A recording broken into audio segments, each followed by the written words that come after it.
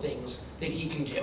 And all those things, they take a kid who might not have an IEP and might not have HAP or honors classes, and who maybe isn't in love with school and does, not a kid who, I want to go to school, I'm so excited to see my math teacher.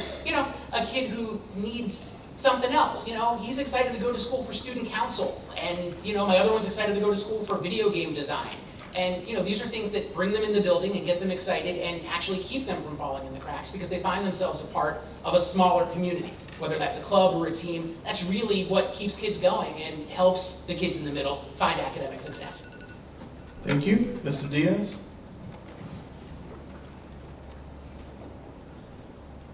So for me, when it comes to the kids in the middle, it's about believing in empowerment. It's about providing kids with an opportunity to find something that they are interested in, and to also provide them with support for maybe some of the things that they're not interested in right now, but really do need for their future. So that's why part of what I'm proposing is tutoring access to resources to help kids on their standardized tests and in areas where they may not be doing so well, or maybe where they need to refocus. And that's something as a district that we can help provide. For example, when my daughter began 6th grade and started her coding class, she was in love with coding. She was so much in love with coding that we put her in a separate course that was offered through an independent company to help learn more about coding, and that was the spark. Having that in school and available to her was the spark. And that's something that we can do as a district, as a Board of Education, to help bring kids around to find their place. Thank you. Mr. Rocker? Those are good ideas. Something I would add to that is actually sports, even at elementary school sports. And I was in Hazel's gym a month or so ago, and they've got some banners hanging up about, West Orange Elementary School basketball champion. And I asked principal coaches about it, and I thought maybe it was a school thing where the schools actually played each other, and it turned out it was through rec, so I was wrong about that. But it made me think that would be great to start up, whether it's basketball or volleyball or anything kids can play against each other, get them into each other's buildings. It's good for community building in general, but also it's another way to get kids who maybe aren't focused on the classroom, focused on school. Thank you. Mr. Diaz? You kind of do have that. You're sitting in the presence of the 2015 Hot Shot champion right here. We do help foster academic success through sports as well. And yes, that is a very valuable component to our educational system and to academic success as a whole. Again, my focus would also be on providing the services to help kids who are not necessarily interested in some of the core subjects that they should be interested in, to get a leg up through free tutoring and through support services. The next question, do you believe that the Board of Education members should have term limits? Mr. Diaz, you have the floor.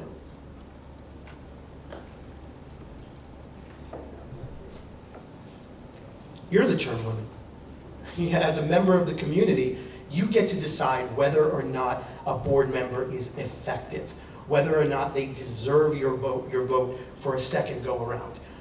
We have 5 members on our Board of Education. Each one of them brings something different. Each one of them may have a different perspective. Maybe that perspective doesn't align with exactly how you think, as a member of this community, the board should be acting, how it should be managing its superintendent, how it should be treating its teachers, whether it's responsive or not. You are the citizens. You are the taxpayers. You get to decide whether or not a board member should be reelected. You govern the term limits. I believe in our voters, I believe in West Orange, and I believe in our taxpayers and our parents, and I believe that they make the best choices. Thank you. Mr. Alper? Yeah, I agree. Voters are always the ultimate term limit. Voters know, and to a large extent, I think board members and people serving on any elected body, any local elected body, school board, town council, Congress, I think is another story. They know when they're not effective anymore. They know when they've had enough, because it's not like anyone's getting rich on the school board where there's no pay whatsoever, or even on town council where they give you a little bit of a stipend. I think it's local government. It's mostly you're doing it because you want to do the right thing, because you've stepped up to help, because you think you see a way you can make a difference in the world, and you do that for a while, and it's time to pass the baton on and find somebody else and say it's your turn. You're done with PTA. It's time for you to step up. And do the next thing and help your community in another way.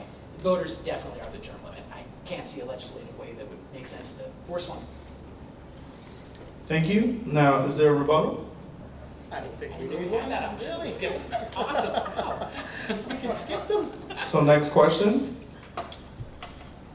With cost of benefits rising at a rate greater than the 2% cap, what avenues do you see for keeping taxes leveled or decreasing? Mr. Alper, you have the floor. So this is a tough challenge for school boards all over the state, and I think New Jersey's probably worse than other locales, but probably nationally too. Especially healthcare is really the driving factor, and if healthcare costs are going up, let's say an average of 10% a year, which is obviously over your cap, you've got to find savings somewhere else, or you have to find new revenue somewhere else. You can shop the insurance every year, which generally is only going to reduce the increase. It's really unlikely you'll ever see a decrease from year to year. And the real solutions to this, and I don't want to necessarily wade into this because it's really political and it's totally outside the hands of the school board, it's a bigger solution, whether that's single payer or some sort of national consensus that health insurance is broken and needs to be revised in some way. Everything else that we can do, and I think there's a lot of ideas we can do to trim on that 25% discretionary with energy costs, that's really just kind of fiddling with the edges and trying to provide some tax relief temporarily while the big problems definitely remains healthcare. Thank you. Mr. Diaz, you have the floor.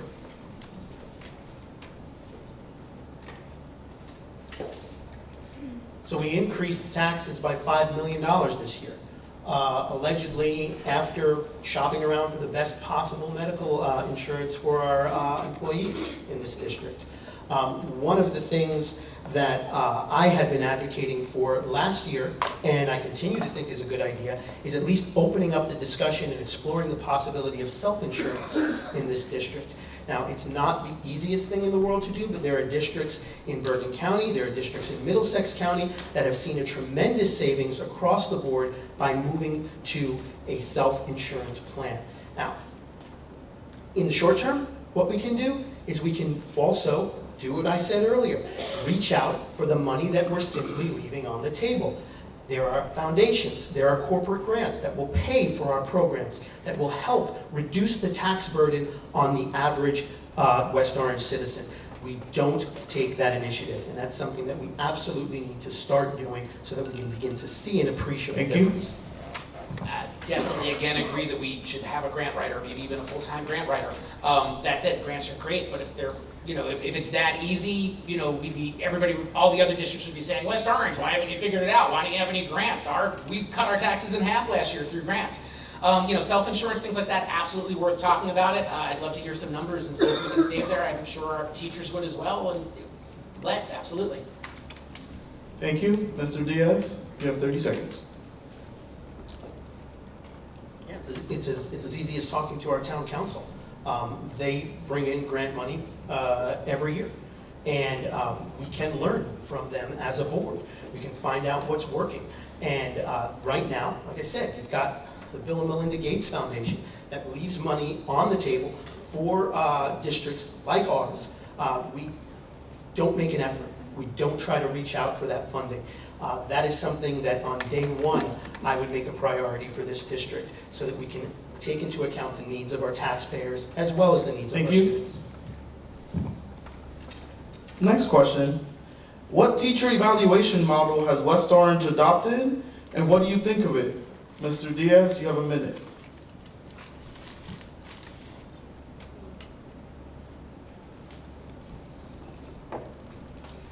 What is it adopted?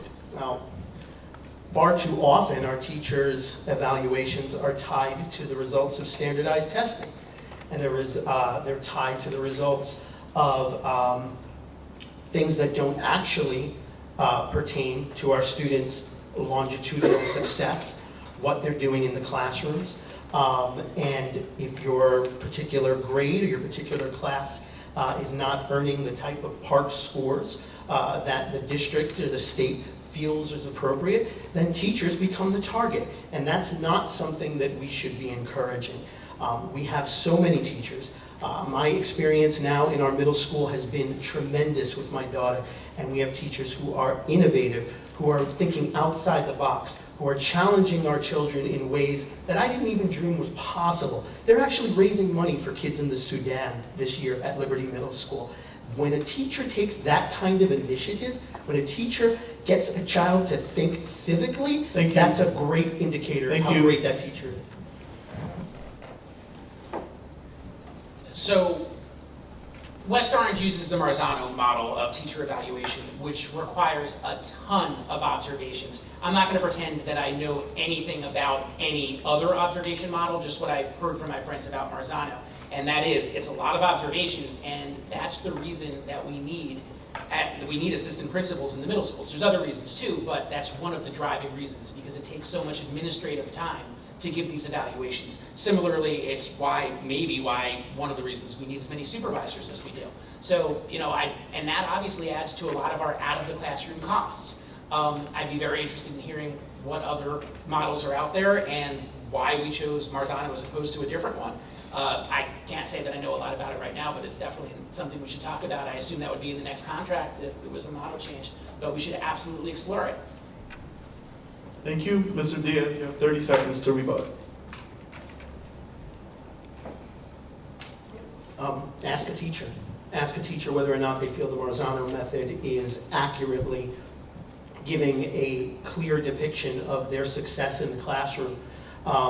Like I said earlier, we have teachers who are doing extraordinary things in this district, and I don't feel as though they get all the time the proper recognition for the things that they do and for their innovation. And Marzano does require a lot of observation, a lot of number crunching, and then at the end of the day, you have teachers who don't get rewarded. Absolutely, definitely ask a teacher. Also ask a principal, an assistant principal, the supervisor, the folks on the other end who are doing the evaluations as the direct line supervisor, because they may have a more positive opinion. They may feel it brings out things others don't, or they may also feel that it's not the best use of their own time. It's one of the things I've talked about before. We need to listen and we need to ask questions of our staff and make sure that they're being heard. You're sort of saying, people are saying, I want to choose my own evaluation method. You want to be careful with that, but they do know best. They're the professionals. They've got the degrees, and they're aware of what's out there. Thank you. Next question, which seems to be a follow-up to a lot of the themes that have been coming up today. How will you improve transparency on the Board of Education where so many decisions appear to be made out of the public view? I'll repeat, the question is how? So I've absolutely been calling for a while for town hall meetings, and I think that that's a key step, but it's not just the town hall meeting, it's what it replaces. So we have a tendency in West Orange that when there's a big decision to be made, maybe not the really big decisions like the 5-year plan are actually done properly. There's a collaborative process, there's essentially town hall meetings, they're facilitated by somebody from the State School Boards Association who's trained in facilitating these sort of meetings. But for things like the honors program and other decisions on that level, there's a tendency to break down into committees, to have people apply to be on a committee or ask to be on a committee, and the committee goes off and does their work, and it's good work. I believe that these people are doing a good, solid job, and everybody's heart's in the right place, but a committee makes a recommendation, the board votes on it, and the general public generally doesn't know what happened, and we absolutely should be doing a lot fewer committees. I know where they're valuable in some cases, and more that's right out in the public eye where anybody who wants to speak and be heard on the topic, whether it's honors or whatever else, can do so. Thank you. Mr. Diaz, you have the floor. So transparency is about pressing the board for answers to questions that remain unanswered at this point. For example, how are we spending the $1.5 million that we got back from the state? What fund development and private foundation grants have we applied for? We kind of know the answer to that one. We haven't. Why haven't we had a supervisor for world language and ESL for months? What is the actual itemized spend and total investment on our preschool? We have a wonderful new preschool, but what are we spending? Do we know how much time teachers are losing in instructional time due to MAP? How have they been trained for MAP? Do we know how much time teachers are losing at Fontes, crunching numbers for Fontes and Pinnell? Do we know that teachers grades K through 5 have ELA issues and that they don't have a actual reading program, just a level reading library, why don't we have those answers to these questions? Why are we missing language labs in our high school? Why did we cut so many positions Thank you. and yet still raise taxes? Mr. Hopper? I can answer one of those at least because I was at a board meeting where it was covered. The $1.5 million that the state found for West Orange, a third of it went to pay for the eventual repairs of the bubble. The bubble's not going to kill anyone collapsing because it only collapses. I went to Syracuse for college. We had the Carrier Dome. When it snows hard enough, it collapses. No one's in it at the time because it's been snowing. You know it's going to collapse. The bubble's going to get fixed. That's a third of it. Another third is going to reserves to make up for the reserves that the district kicked in to finish the last budget. The other third went back to taxpayers. That's why the last quarter tax bills were delayed as long as they were for those numbers to Thank be you. accurate. Mr. Diaz, you have 30 seconds. 1 second. Sorry. We had instructions. Yeah, I don't know that we know where that $1.5 million has gone to exactly. We were told that it's going to be spent on the bubble. I don't know that that has happened yet. I don't know that anyone knows that that's happened yet or that the process is actually in place to pay for the repairs to that bubble. So while we were told that that's where the money is going, we've been told where money is going before and it hasn't actually arrived in the alleged location. So what I am asking is that we be given an opportunity to be completely transparent Thank you. with our parents. Next question. What do you see as the relationship between school PTAs and the Board of Education?